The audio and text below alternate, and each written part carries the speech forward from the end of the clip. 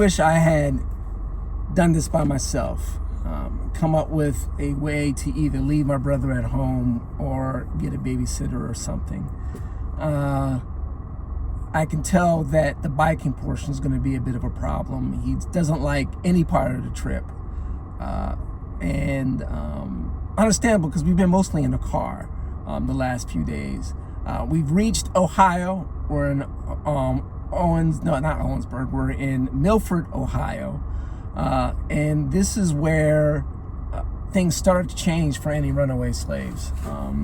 Once they reached Ohio, it's not that they were safe, but there was a lot more safe houses and things of that nature to help them continue on their journey. Driving in the Milford, again, highways, I'm just a flatlander. Going over these bridges, going over these hills that are on the highway where you can't really see the horizon, except for trees or sometimes, the sky in terms of grayishness because it's overcast and raining a bit, is just, for me, nerve-wracking. It's very annoying. I keep saying it over and over again, but it's one of the things I'm noticing about driving along the routes that we are. I hate going over bridges.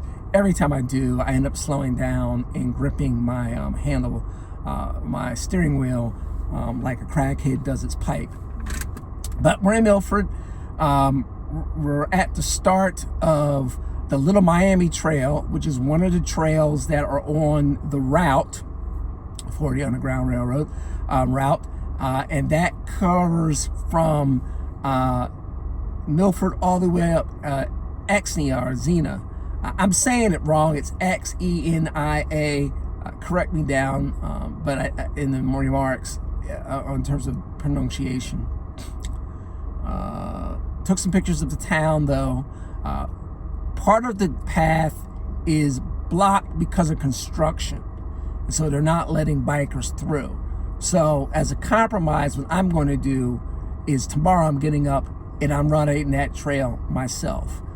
12 miles up, 12 miles back, and at that point we'll see what time it is and skip ahead, or stay another night and then skip ahead. We're just not really sure.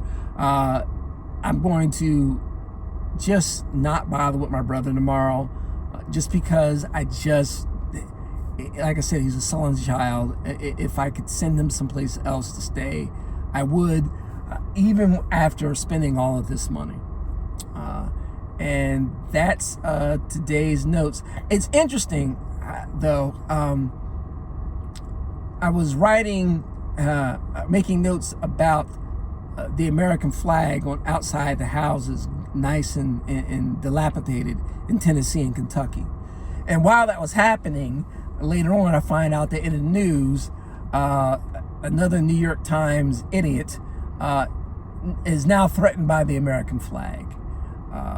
Finds it problematic, and it's just bewildering to me, considering that everything she has is because she's in this country. She's had a pretty good education. She works at the New York Times. I'm pretty sure, being that she's one of their feature writers, she's making six figures. She's living a life that, quite frankly, the people who were escaping up the Underground Railroad could have only dreamed of. I mean, not even dreamed of, couldn't have even imagined. She's living a life that all of the civil rights activists fought to see the younger generation behind them have. And yet, she has no respect for their blood, sweat, and toil. To give her what she has, and she walks around like she doesn't have it. It's very annoying. It's just very upsetting. So that's today's notes.